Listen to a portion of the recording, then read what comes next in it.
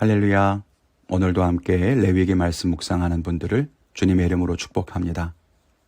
오늘의 본문을 읽겠습니다. 오늘 말씀은 레위기 11장 29절부터 47절까지입니다. 땅에 기는 길짐승 중에 내게 부정한 것은 이러하니 곧 두더지와 쥐와 큰 도마뱀 종류와 도마뱀 부치와 육지악어와 도마뱀과 사막 도마뱀과 카멜레온이라. 모든 기는 것 중 이것들은 내게 부정하니 그 주검을 만지는 모든 자는 저녁까지 부정할 것이며 이런 것 중 어떤 것의 주검이 나무 그릇에든지 의복에든지 가죽에든지 자루에든지 무엇에 쓰는 그릇에든지 떨어지면 부정하여 지리니 물에 담그라. 저녁까지 부정하다가 정할 것이며 그것 중 어떤 것이 어느 질그릇에 떨어지면 그 속에 있는 것이 다 부정하여 지나니 너는 그 그릇을 깨뜨리라. 먹을 만한 축축한 식물이 거기 담겼으면 부정하여질 것이요 그 같은 그릇에 담긴 마실 것도 부정할 것이며 이런 것의 주검이 물건 위에 떨어지면 그것이 모두 부정하여지리니 화덕이든지 화로이든지 깨뜨려 버리라. 이것이 부정하여져서 너희에게 부정한 것이 되리라. 샘물이나 물이 고인 웅덩이는 부정하여지지 아니하되 그 주검에 닿는 것은 모두 부정하여질 것이요 이것들의 주검이 시물 종자에 떨어지면 그것이 정하거니와 만일 종자에 물이 묻었을 때에 그것이 그 위에 떨어지면 너희에게 부정하리라. 너희가 먹을 만한 짐승이 죽은 때에 그 주검을 만지는 자는 저녁까지 부정할 것이며 그것을 먹는 자는 그 옷을 빨 것이요 저녁까지 부정할 것이며 그 주검을 옮기는 자도 그의 옷을 빨 것이요 저녁까지 부정하리라. 땅에 기어다니는 모든 길짐승은 가증한즉 먹지 못할지니 곧 땅에 기어다니는 모든 기는 것 중에 배로 밀어다니는 것이나 네 발로 걷는 것이나 여러 발을 가진 것이라. 너희가 먹지 말지니 이것들은 가증함이니라.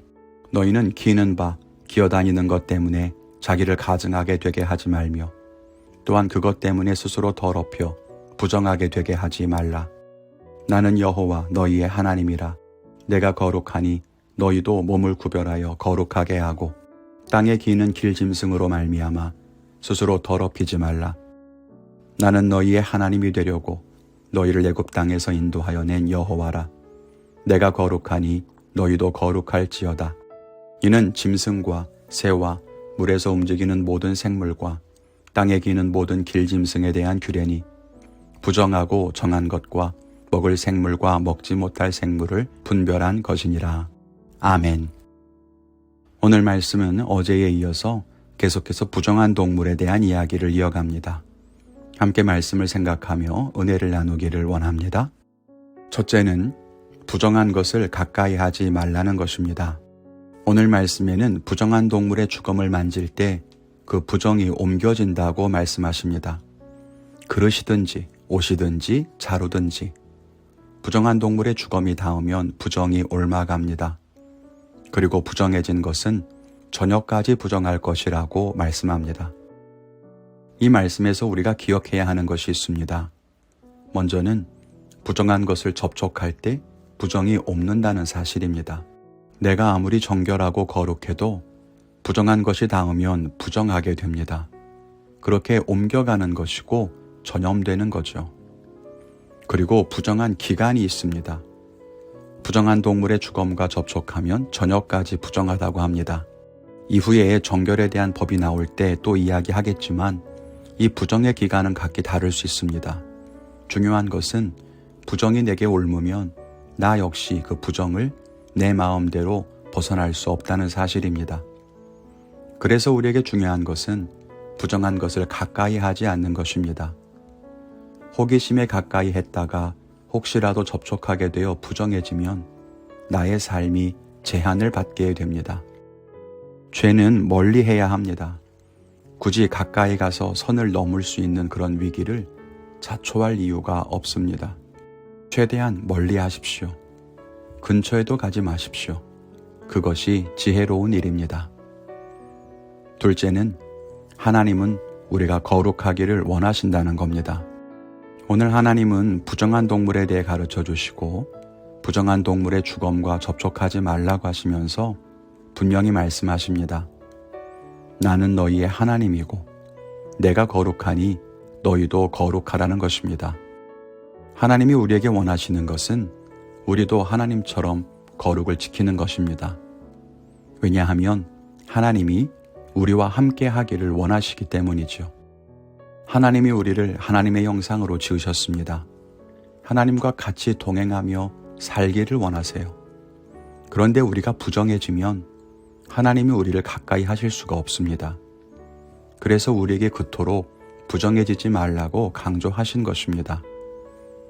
그런데 우리가 그 법을 다 지킬 수 없어서 만약에 법을 어기면 어떻게 될까요?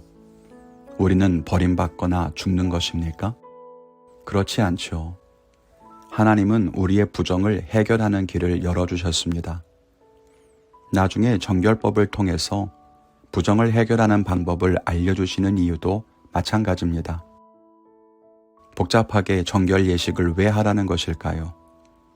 그렇게 해서 부정을 해결해야만 비로소 하나님과의 관계가 회복되고 하나님께 나아갈 수 있기 때문입니다.